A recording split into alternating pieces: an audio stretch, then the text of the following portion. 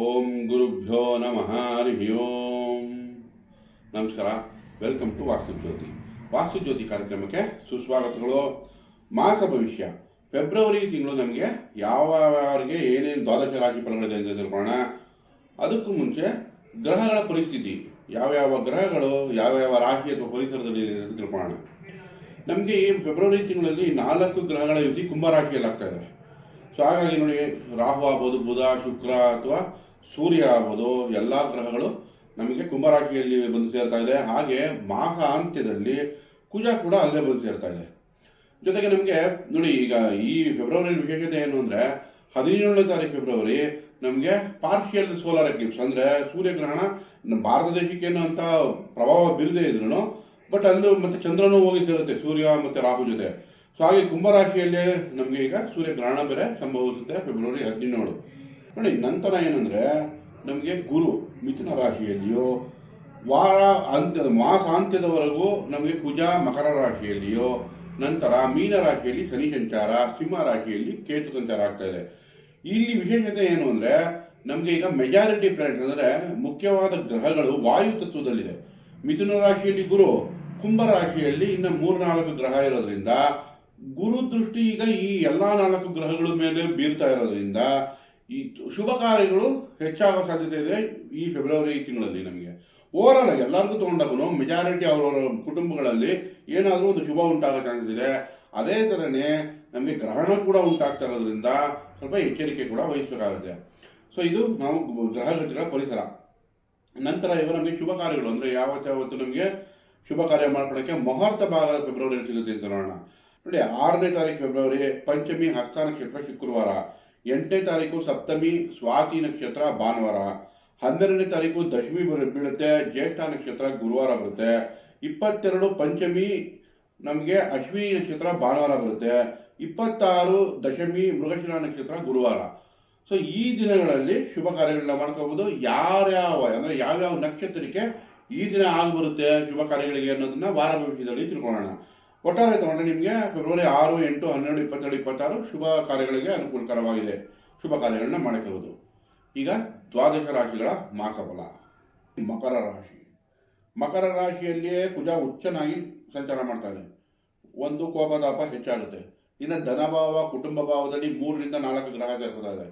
So ಯಾವ ಕುಟುಂಬದಲ್ಲೇ ಈಗ ಗ್ರಹಣ ನಡೆಯುತ್ತೋ ಈ ತಿಂಗಳಲ್ಲಿ ಕುಟುಂಬದಲ್ಲಿ ಅವ್ರಿಗೆ ಅನಾರೋಗ್ಯ ಬರೋದು ಅಥವಾ ವಾಗ್ವಾದ ಬರೋದು. ಯಾಕಂದರೆ ಮತ್ತೆ ಅಲ್ಲಿ ಕುಜ ಸೂರ್ಯರು ಯುತಿ ಆಗ್ತಾರೆ, ರಾಹುನು ಅಲ್ಲೇ ಇದೆ. ಹಾಗಾಗಿ ಮಾತಿನ ಮೇಲೆ ಗಮನ ಇರಲಿ. ಸ್ವಲ್ಪ ಹುಷಾರಾಗಿ ಮಾತಾಡಿ, ಎಚ್ಚರಿಕೆಯಿಂದ ಮಾತಾಡಿ. ಕೋಪದಿಂದ ಏನು ತೀರ್ಮಾನ ತೊಗೊಳಕ್ಕೆ ಹೋಗಬೇಡಿ. ಮಕರ ರಾಶಿಯವರು ಜನರಲಿ ಮಕರ ರಾಶಿಯವ್ರಿಗೆ ಡಿಸಿಪ್ಲಿನ್ ಚೆನ್ನಾಗಿರುತ್ತೆ, ಸ್ಟ್ರೈಟ್ ಫಾರ್ವರ್ಡ್ ಸ್ಟ್ರಿಕ್ಟ್ ಆಗಿರ್ತಾರೆ. ಬಟ್ ಈಗ ಸ್ವಲ್ಪ ಡಿಪ್ಲೊಮ್ಯಾಟಿಕ್ ಆಗಿರಿ, ಸ್ವಲ್ಪ ಶಾಂತವಾಗಿ ತೀರ್ಮಾನಗಳನ್ನ ತಗೊಳ್ಳಿ. ನಿಮಗೆ ಮಕರ ರಾಶಿಯವರಿಗೆ 8ನೇ ಮನೆ ಕೇತು. ಸೊ ಹಾಗಾಗಿ ಕೇತು ಪರಿಹಾರ ಬೇಕು. ಇಲ್ಲಾಂದರೆ ಓಡಾಟದಲ್ಲಿ ಸಣ್ಣ ಪುಟ್ಟ ಕಾಲು ಬೆರಳುಗಳಿಗೆ ಏಟ್ ಮಾಡ್ಕೊಳೋದು, ಊರುಗಳಿಗೆ ಏಟ್ ಮಾಡ್ಕೊಳೋದು, ಮೊಣಕೈ ಮಂಡಿಗಳಿಗೆ ತರ್ಚೋಗೋದು, ಈ ಸಣ್ಣ ಪುಟ್ಟ ಏಟ್ಗಳನ್ನ ಅವಾಯ್ಡ್ ಮಾಡೋಕ್ಕೆ ಕೇತುಗೆ ಪರಿಹಾರ ಬೇಕು. ಕೇತುಗೋಸ್ಕರ ಪಲಾಶ ಪುಷ್ಪ ಸಂಕಾಶಂ ತಾರಕಾಗ್ರಹ ಮಸ್ತಕಂ ರೌದ್ರಂ ರೌದ್ರಾತ್ಮಕಂ ಘೋರಂ ತಂ ಕೇತುಂ ಪ್ರಣಮಾಮ್ಯಂ ಈ ಮಂತ್ರಗಳನ್ನ ಹೇಳ್ಕೊಳ್ಳಿ. ನಂತರ ಗಣೇಶನ ದೇವಸ್ಥಾನಕ್ಕೆ ಹೋಗಿ ಒಂದು ತೆಂಗಿನಕಾಯಿ ಕೊಟ್ಟು ಅಲ್ಲಿ ನಿಮ್ಮ ಹೆಸರಲ್ಲಿ ಅರ್ಚನೆಗಳು ಮಾಡಿಸೋದ್ರಿಂದ ಕೂಡ ಕೇತು ಪರಿಹಾರ ಆಗುತ್ತೆ. ನೋಡಿ, 3ನೇ ಮನೆ ಶನಿ ಕೆಲಸ ಕಾಲದಲ್ಲಿ ಸ್ಟೆಬಿಲಿಟಿ ಕೊಡುತ್ತೆ, ಕೆಲಸ ಕಾರ್ಯಗಳಲ್ಲಿ ಜಯ ಕೊಡುತ್ತೆ. ನಿಮಗೆ ಓವರಾಲ್ ಆಗಿ ಶನಿ ತುಂಬ ಒಳ್ಳೆ ಪೊಸಿಷನಲ್ಲಿದೆ.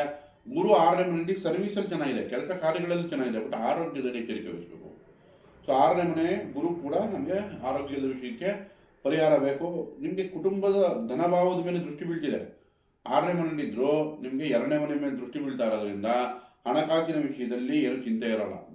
ಬಟ್ ಆರೋಗ್ಯಕ್ಕೋಸ್ಕರ ನೀವು ಹಳದಿ ವಸ್ತುನ ಗುರು ಹಿರಿಯರು ಕೊಡೋದ್ರಿಂದ, ಶಿವರಾತ್ರಿ ಬರ್ತಿದೆ, ಶಿವರಾತ್ರಿ ದಿನ ಫಲಹಾರ ತಗೊಂಡು ಒಳ್ಳೆ ಆಚರಣೆಯಿಂದ ಅಂದರೆ ಮಹಾಶಿವರಾತ್ರಿನ ಚೆನ್ನಾಗಿ ಆಚರಿಸೋದ್ರಿಂದ ಕೂಡ ಇಡೀ ಗುರು ಪರಿಹಾರ ಆಗುತ್ತೆ. ಸೊ ಓವರಾಲ್ ತಗೊಂಡ್ರೆ ಮಕರ ರಾಶಿಯವ್ರಿಗೆ ನೋಡಿ, ವಿದ್ಯಾಭ್ಯಾಸಕ್ಕಾಗಲಿ, ಹಣಕಾಸುಗಾಗಲಿ, ಕೆಲಸಕ್ಕಾಗಲಿ ಚಿಂತೆ ಇಲ್ಲ. ಸ್ವಲ್ಪ ಆರೋಗ್ಯಕ್ಕೆ ಮತ್ತು ಮಾತುಕತೆ ಈ 2 ವಿಷಯದಲ್ಲಿ ಎಚ್ಚರಿಕೆ ವಹಿಸಿಕೊಂಡ್ರೆ ಈ ಫೆಬ್ರವರಿ ತಿಂಗಳಲ್ಲಿ ಅತ್ಯುತ್ತಮ ಫಲ ಕೊಡುತ್ತೆ. ಹಾಗಾಗಿ ಮಕರ ರಾಶಿಯವ್ರಿಗೆ ಒಳ್ಳೆಯದಾಗಲಿ. ಕುಂಭರಾಶಿ ನೋಡಿ, ಕುಂಭರಾಶಿಯವರಿಗೆ ಜನವರಿ ತಿಂಗಳೆಲ್ಲ ಮಾನಸಿಕ ಒತ್ತಡ, ನಮಗೆ 12ನೇ ಮನೆಯಲ್ಲಿ 3-4 ಗ್ರಹಗಳ ಸಂಚಾರ ಆಗ್ತಾ ಇತ್ತು, ಒತ್ತಡಗಳು ಜಾಸ್ತಿ ಇತ್ತು. ಬಟ್ ಈಗ ಫೆಬ್ರವರಿ ತಿಂಗಳಲ್ಲಿ ಎಲ್ಲ ಗ್ರಹಗಳು ನಿಮ್ಮ ರಾಶಿಗೆ ಬರುತ್ತೆ. ಗುರು ದೃಷ್ಟಿನೂ ನಿಮ್ಮ ರಾಶಿ ಮೇಲೆ ಬೀಳ್ತಾ ಇರೋದ್ರಿಂದ ಶುಭ ಕಾರ್ಯಕ್ಕೆ ಆಕ್ಟಿವೇಟ್ ಆಗುತ್ತೆ. ಅದರಲ್ಲೂ ಈ ಗ್ರಹಣ ಕಳೆದ ಮೇಲೆ ಅಂದರೆ ಫೆಬ್ರವರಿ 17ನೇ ತಾರೀಕು ಕಳೆದ ಮೇಲೆ ನಿಮಗೆ ಇನ್ನೂ ಚೆನ್ನಾಗಿರೋ ಫಲಗಳು ಸೃಷ್ಟಿ ಆಗ್ತವೆ. ಅಂದರೆ ಹಳೆಯದೆಲ್ಲ ತೊಳೆದು ಹೊಸ ಕೆಲಸಗಳಿಗೆ ಹೊಸ ಪ್ರೇರೇಪಣೆ ಸಿಗುತ್ತೆ, ಹೊಸ ಹೊಸ ಅವಕಾಶಗಳು ಸಿಗುತ್ತೆ. ಎಲ್ಲ ರೀತಿಯೂ ನಿಮಗೆ ಅನುಕೂಲಕರವಾಗಿರುತ್ತೆ ಫೆಬ್ರವರಿ 2ನೇ ಭಾಗದಿಂದ. ಕುಜ 12ನೇ ಮನೆಯಲ್ಲಿ ಇರೋ ತನಕ, ಯಾಕಂದರೆ ನಮಗೆ ಜನವರಿಯಲ್ಲಿ ಮೊದಲನೇ ಭಾಗದಲ್ಲಿ ಯಾವ ಕುಜ 12ರಲ್ಲಿ ಇರ್ತಾನೋ ಕೋಪ ತಾಪಗಳನ್ನು ಕಂಟ್ರೋಲ್ ಮಾಡ್ಕೋಬೇಕು. ಪತಿ ಪತ್ನಿ ಜೊತೆ ವಾಗ್ವಾದ ವಿವಾದಗಳಾಗ್ಬೋದು. ಹಣಕಾಸು ತಕ್ಕ ಮಟ್ಟಿಗೆ ಬ್ಯಾಲೆನ್ಸ್ ಆಗುತ್ತೆ ಇನ್ಮೇಲೆ, ಬಟ್ ಆದರೂ ಕೂಡ ಮಾತುಕತೆಯಲ್ಲಿ ಸ್ವಲ್ಪ ಎಚ್ಚರಿಕೆ ವಹಿಸಬೇಕು. ನಿಮ್ಮ ರಾಶಿಗೆ ಸೂರ್ಯ ಪ್ರವೇಶ ಆಗುತ್ತೆ 15ನೇ ತಾರೀಕು ಮೇಲೆ. ಚಂದ್ರನೂ ಅಲ್ಲೇ ಇರುತ್ತೆ, ಬುಧ ಶುಕ್ರ ನಿಮ್ಮ ರಾಶಿಯಾಧಿಪತಿ 2ನೇ ಮನೆಯಲ್ಲಿದೆ. ಧನಭಾವ ಕುಟುಂಬ ಭಾವದಲ್ಲಿ ಸ್ವಲ್ಪ ಫೈನಾನ್ಷಿಯಲಿ ಸೆಕ್ಯೂರ್ ಮಾಡುತ್ತೆ, ಬಟ್ ಆದರೂ ಸಡೆ ಸಾತಿ ಇರೋದ್ರಿಂದ ನಿಧಾನವಾಗಿ ಸೆಕ್ಯೂರ್ ಆಗ್ತೀರಾ, ಅಂದರೆ ನಿಧಾನಕ್ಕೆ ಸ್ಟೆಬಿಲಿಟಿ ಬರುತ್ತೆ. ಬಟ್ ನಿಮ್ಮ ರಾಶಿಯಲ್ಲಿ ನೋಡಿ ಬುಧ ಆಯಿತು, ರಾಹು ಆಯಿತು, ಶುಕ್ರ ಆಯಿತು, ಸೂರ್ಯನು ಬಂದು ಸೇರ್ಕೊಳ್ಳುತ್ತೆ, ಚಂದ್ರನು 17ನೇ ತಾರೀಕು 18ನೇ ತಾರೀಕು ಬಂದಿರುತ್ತೆ. ಹಾಗಾಗಿ ಅವಾಗ ಆ ವಾರದಲ್ಲಿ ಆರೋಗ್ಯದಲ್ಲಿ ಎಚ್ಚರಿಕೆ ವಹಿಸಬೇಕಾಗುತ್ತೆ. ಯಾಕಂದರೆ ಕುಂಭರಾಶಿಯವರಿಗೆ 6ನೇ ಮನೆಯಲ್ಲಿ ಚಂದ್ರ. ಸೊ ನಿಮ್ಮ ರಾಶಿಯಲ್ಲಿಗೆ ಯಾವಾಗ ಗ್ರಹಣಕ್ಕೀಡಾಗುತ್ತೋ ಸ್ವಲ್ಪ ಆರೋಗ್ಯದಲ್ಲಿ ಎಚ್ಚರಿಕೆ. ಬಟ್ ಆ ನಂತರದಲ್ಲಿ ನಿಮಗೆ ಶುಭ ಉಂಟಾಗೋದು ಹೆಚ್ಚಾಗಿ ನೋಡ್ಬೋದು ನಾವು. ಸಪ್ತಮದಲ್ಲಿ ಕೇತು ಇದೆ, ಹಾಗಾಗಿ ಪತಿ ಅಥವಾ ಪತ್ನಿಯ ಆರೋಗ್ಯದಲ್ಲಿ ಎಚ್ಚರಿಕೆ ವಹಿಸಬೇಕಾಗುತ್ತೆ. ನಂತರ ಗುರು ನಮಗೆ ಇಲ್ಲಿ ಪಂಚಮದಲ್ಲಿ ಸಂಚಾರ, ನಿಮ್ಮ ರಾಶಿ ಮೇಲೆ ದೃಷ್ಟಿ ಬೀಳ್ತಿರೋದ್ರಿಂದ ಯಾವ್ದಾನ ಹೊಸ ವಿದ್ಯಾಭ್ಯಾಸ ಮಾಡ್ತೀನಿ ಅಥವಾ ಕ್ರಿಯೇಟಿವ್ ಫೀಲ್ಡಲ್ಲಿ ನಿಮಗೆ ಈ ಗ್ರಹಣದ ನಂತರ ಒಳ್ಳೊಳ್ಳೆ ಅವಕಾಶಗಳು ಸಿಗುತ್ತೆ, ಕೆಲಸದಲ್ಲಿ ಅಭಿವೃದ್ಧಿ ಆಗುತ್ತೆ. ಸೊ ನೀವು ನನ್ನ ಪ್ರಕಾರ, ನನ್ನ ಅನುಭವದಲ್ಲಿ 20 ವರ್ಷದ ಅನುಭವದಲ್ಲಿ ಕುಂಭರಾಶಿಯವರಿಗೆ ದಶಾಭುಕ್ತಿ ಒಂದು ಚೆನ್ನಾಗಿದ್ರೆ ನೀವು, ಆಮೇಲೆ ಮೀನರಾಶಿಯಲ್ಲಿ ಶುಭ ಗ್ರಹ ಇದ್ರೆ ಖಂಡಿತ ನಿಮಗೆ ಇನ್ನೊಂದು ಗ್ರಹಣದ ನಂತರ ಒಳ್ಳೊಳ್ಳೆ ಅವಕಾಶಗಳು ಸಿಗುತ್ತೆ, ಅಭಿವೃದ್ಧಿ ತುಂಬ ಚೆನ್ನಾಗಿ ಎಕ್ಸ್ಪೆಕ್ಟ್ ಮಾಡ್ಬೋದು. ಬಟ್ ಸ್ವಲ್ಪ ಕೋಪತಾಪ ಮತ್ತು ಆರೋಗ್ಯದ ಕಡೆ ಫೆಬ್ರವರಿ ತಿಂಗಳಲ್ಲಿ ಗಮನ ಹರಿಸಬೇಕಾಗುತ್ತೆ. ಇನ್ನು ಶನಿ ಶಾಂತಿಗೋಸ್ಕರ ನೀವು ರಾಮರಕ್ಷಾ ಸ್ತೋತ್ರ ಹೇಳ್ಕೋಬೋದು, ಅಥವಾ ಕಬ್ಬಿಣದ ವಸ್ತುವನ್ನು ಯಾರಿಗಾರ ಹಾರ್ಡ್ ವರ್ಕರ್ ಅಂದರೆ ಕಷ್ಟ ಬಿದ್ದು ದುಡಿಯುತ್ತಾರಲ್ಲ ಅವರಿಗೆ ದಾನ ಕೊಡೋದ್ರಿಂದ ಮತ್ತು ಸಹನೆ ಶಾಂತಿ ಕಾಪಾಡ್ಕೊಳ್ಳೋದ್ರಿಂದ ಖಂಡಿತ ನಿಮಗೆ ಒಳ್ಳೆ ಲಾಭನೇ ನಿರೀಕ್ಷಿಸ್ಬೋದು ಈ ಫೆಬ್ರವರಿ ತಿಂಗಳಲ್ಲಿ. ಅದರಲ್ಲೂ ಗ್ರಹಣದ ಅಂದರೆ ಸೆಕೆಂಡ್ ಹಾಫಲ್ಲಿ, ಫೆಬ್ರವರಿ ಸೆಕೆಂಡ್ ಹಾಫಲ್ಲಿ ನಾವು ನಿಮಗೆ ಪ್ರಾಫಿಟ್ನೇ ನೋಡ್ಬೋದು. ಸೊ ಓವರಾಲ್ ಆಗಿ ಮಿಶ್ರ ಫಲ ಕುಂಭರಾಶಿಯವರಿಗೆ ಒಳ್ಳೆಯದಾಗಲಿ. ಮೀನರಾಶಿ ನೋಡಿ, ಮೀನರಾಶಿಯವರಿಗೆ ಫೆಬ್ರವರಿ ಸ್ಟಾರ್ಟಿಂಗ್ ಅಂದರೆ ಮೊದಲನೇ 15 ದಿವಸ ತುಂಬ ಚೆನ್ನಾಗಿರುತ್ತೆ. ಯಾಕಂದರೆ 11ನೇ ಮನೆಯಲ್ಲೇ ನಿಮಗೆ ಸೂರ್ಯ ಕುಜ ಎಲ್ಲ ಇರೋದ್ರಿಂದ ಎಲ್ಲ ಕೆಲಸಗಳಲ್ಲೂ ಲಾಭ ನೋಡ್ತೀರಾ. ಹಾಗಾಗಿ ಫೆಬ್ರವರಿ ಮೊದಲೇ 15 ದಿವಸನೇ ಸ್ವಲ್ಪ ಹಣಕಾಸು ಉಳಿಸ್ಕೊಳ್ಳೋದಾಗಲಿ ಅಥವಾ ಹೊಸ ಹೊಸ ಕೆಲಸಕ್ಕೆ ಪ್ರಯತ್ನ ಪಡೋರು ಅಥವಾ ಕೆಲಸ ಹುಡುಕೋರಿಗೆಲ್ಲ ಸಿಕ್ಕಿದ್ರೆ ತುಂಬ ಅತ್ಯುತ್ತಮ. ನಂತರ ಆದರೆ ಸ್ವಲ್ಪ ಕೆಲಸ ಸಿಗೋದಾದ್ರೆ ದೂರ ಸಿಗುತ್ತೆ, ಯಾಕಂದರೆ 12ನೇ ಮನೆಗೆ ಎಲ್ಲ 3-4 ಗ್ರಹನೂ ಹೋಗೋದ್ರಿಂದ ಫಾರಿನ್ ಟ್ರಾವೆಲ್ ಮಾಡೋಕ್ಕೆ ಅತ್ಯುತ್ತಮವಾಗಿದೆ. ದೂರ ಪ್ರವಾಸ ಮಾಡೋರಿಗೆ ನಿಮ್ಮ ಸಪ್ತಮಾಧಿಪತಿನೇ ಬುಧ ಆಗಿ 12ಕ್ಕೆ ಬರುತ್ತೆ, 6ನೇ ಮನೆಯಾಧಿಪತಿ ಸೂರ್ಯ 12ಕ್ಕೆ ಬರುತ್ತೆ, 2ನೇ ಧನಭಾವ ಕುಟುಂಬ ಭಾವ ಮತ್ತು ಭಾಗ್ಯಾಧಿಪತಿ ಆದಂಥ ಕುಜನೂ ಕೂಡ 12ನೇ ಮನೆಗೆ ಬರ್ತಾನೆ ಈ ಫೆಬ್ರವರಿ ಕೊನೆಯ ಟೈಮಲ್ಲಿ. ಸೊ ಹಾಗಾಗಿ ನಮಗೆ ಇಲ್ಲಿ ಯೋಚನೆ ಮಾಡಬೇಕಾದ್ರೆ ದೂರದಲ್ಲಿ ಅಥವಾ ಇಂಪೋರ್ಟ್ ಎಕ್ಸ್ಪೋರ್ಟ್ ಮಾಡೋರು ಅಥವಾ ಫಾರಿನಲ್ಲಿ ಕೆಲಸ ಮಾಡೋರು ಅಥವಾ ಫಾರಿನ್ ವಿಷಯದಲ್ಲಿ ಏನಾದರೂ ನೀವು ಇಲ್ಲಿ MNC ಕಂಪ್ನಿ ಕೆಲಸ ಮಾಡೋರಾಗಲಿ, ಟ್ರಾವೆಲಿಂಗ್ ಮಾಡೋರಾಗಲಿ, ಟೂರ್ಸ್ ಆ್ಯಂಡ್ ಟ್ರಾವೆಲ್ಸ್ ಇಂಥವ್ರಿಗೆ ತಕ್ಕ ಮಟ್ಟಿಗೆ ಪರವಾಗಿಲ್ಲ ಚೆನ್ನಾಗಾಗ್ಬಿಡುತ್ತೆ. ಬಟ್ ರೆಗ್ಯುಲರ್ ಅವ್ರಿಗೆ ಸ್ವಲ್ಪ ವ್ಯಯಭಾವ ಆಗಿರೋದ್ರಿಂದ ಖರ್ಚು ಹೆಚ್ಚಾಗುತ್ತೆ. ಯಾರ್ಯಾರು ಹಾಸ್ಪಿಟಲ್ ಕೆಲಸ ಮಾಡ್ತೀರಾ ಅವ್ರಿಗೆ ಏನು ತೊಂದರೆ ಇಲ್ಲ, ಅವ್ರಿಗೆ ಇದರಿಂದ ಲಾಭನೇ. ಬಟ್ ಯಾರ್ಯಾರು ಜನರಲ್ಲಾಗಿ ಬ್ಯಾಂಕಿಂಗಲ್ಲಿ ಇದ್ದೀರಾ, ಸ್ಕೂಲಲ್ಲಿ ಇದ್ದೀರಾ, ಈ ಜನರಲ್ಲಾಗಿ ಇರೋರಿಗೆ, ಜನರಲ್ ವ್ಯಾಪಾರ ಮಾಡೋರಿಗೆ, ಇವ್ರುಗಳಿಗೆ 12ನೇ ಮನೆ ಮೀನರಾಶಿಗೆ ಹೋದರೆ ಖರ್ಚು ಹೆಚ್ಚಾಗುತ್ತೆ, ಇನ್ವೆಸ್ಟ್ಮೆಂಟ್ ಜಾಸ್ತಿ ಆಗುತ್ತೆ. ಹಾಗಾಗಿ ಈ ಫೆಬ್ರವರಿ ಮೊದಲನೇ ಅರ್ಧದಲ್ಲೇ ಅಥವಾ ಈಗ ಜನವರಿ ಎಂಡಿಂದ ಹಿಡಿದು ಫೆಬ್ರವರಿ ಮಧ್ಯಭಾಗದ ತನಕ ಏನೇನು ಲಾಭಗಳು ಬರುತ್ತೋ ಅದರ ಒಂದು 25 ಭಾಗ ಎತ್ತಿಟ್ಕೊಂಡ್ಬಿಟ್ರೆ ಮತ್ತೆ ಇನ್ನು 15 ದಿವಸಕ್ಕೆ ಏನೂ ಚಿಂತೆ ಇಲ್ಲ, ಅದು ಕಾಲ ಕಳ್ಕೊಳ್ಬೋದು. ಸೊ ಈ ಥರ ಪ್ಲಾನಿಂಗ್ ಮಾಡೋದ್ರಿಂದ ನಿಮಗೆ ಪರಿಹಾರಗಳು ಅಲ್ಲೇ ಆಗುತ್ತೆ. ನಂತರ ಫೆಬ್ರವರಿ ಸೆಕೆಂಡ್ ಹಾಫ್ಗೋಸ್ಕರ ಕುಜಿಗೆ ಪರಿಹಾರ ಬೇಕು, ರವಿಗೆ ಪರಿಹಾರ ಬೇಕು. 12ನೇ ಮನೆ ಶುಕ್ರ ಖರ್ಚು ಶುಭಕ್ಕೆ ಆಗುತ್ತೆ. ಬುಧ 12ರಲ್ಲಿ ಸೇರಿಕೊಂಡು ರವಿ 12ರಲ್ಲಿ ಸೇರಿಕೊಂಡ್ರೆ ಖರ್ಚು ಹೆಚ್ಚು ಮಾಡಿಬಿಡುತ್ತೆ. ಜೊತೆಗೆ ರವಿ 6ನೇ ಮನೆ, ಸೊ ಆರೋಗ್ಯದಲ್ಲಿ ಎಚ್ಚರಿಕೆ ವಹಿಸಬೇಕಾಗುತ್ತೆ ಮೀನರಾಶಿಯವರು.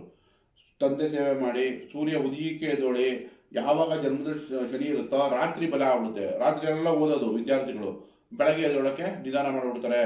ಸೊ ಹಾಗಾಗಿ ಪೇರೆಂಟ್ಸ್ ಕೂಡ ಮೀನರಾಶಿ ಮಕ್ಕಳಿದ್ರೆ ಹೊಡೆಯೋದು ಮಾಡೋದಲ್ಲ, ನಿಧಾನ ಗೈಡ್ ಮಾಡಿ. ಮುಂಬರೋ ದಿನಗಳಲ್ಲಿ ಗುರುಬಲ ಬರುತ್ತೆ. ನೆಕ್ಸ್ಟು ಯಾವಾಗ ಗುರು ಪಂಚಮಕ್ಕೆ ಹೋಗುತ್ತೋ ಆವಾಗ ಬೆಳಗ್ಗೆ ಬೇಗ ಹೇಳ್ತಾರೆ, ಆಕ್ಟಿವ್ ಆಗ್ತಾರೆ.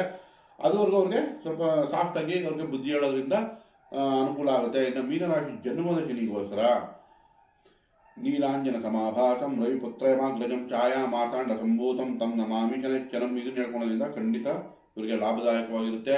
ನಂತರ ಸೂರ್ಯ ಉದಯಕ್ಕೆ ಎದ್ದು ವಾಕಿಂಗ್ ಮಾಡೋದು ಅಥವಾ ಸೂರ್ಯ ನಮಸ್ಕಾರ ಮಾಡೋದು, ಇದರಿಂದ ಕೂಡ ಶನಿ ಪರಿಹಾರ ಆಗುತ್ತೆ, ಸೂರ್ಯ ಪರಿಹಾರ ಕೂಡ ಆಗುತ್ತೆ.